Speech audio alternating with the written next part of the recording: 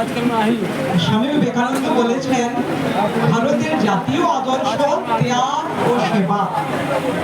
স্বামীজি বলছেন ভারতের জাতীয় আদর্শ ত্যাগ ও সেবা।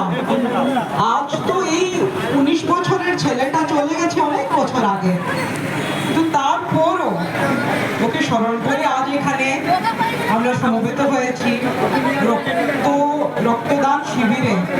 মানে ওনাকে স্মরণ করে আজ কিছু দেওয়ার জন্যকে অনুপ্রাণিত করছে, প্রজন্মকে কিছু দেওয়ার জন্য।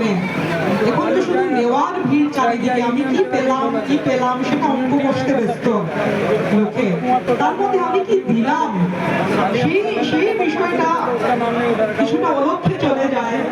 আবার এরা আলোকবর্তিকার মতো আমাদের মধ্যে দাঁড়িয়ে আছেন, যারা মনে করিয়ে দেন যে আমি কি দিলাম।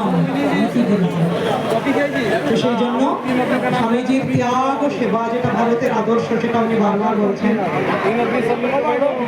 আগেকার সময়ে যখন বিভিন্ন আগেকার যুগগুলাতে দানের খুব মাহাত্ম্য ছিল, এখনো আছে।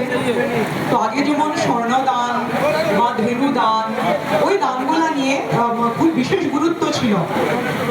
সন্ন্যাসীদেরকে, দ্বিজ বা যারা দরিদ্র, ওদেরকে। এখন কলিযুগে যে দানটা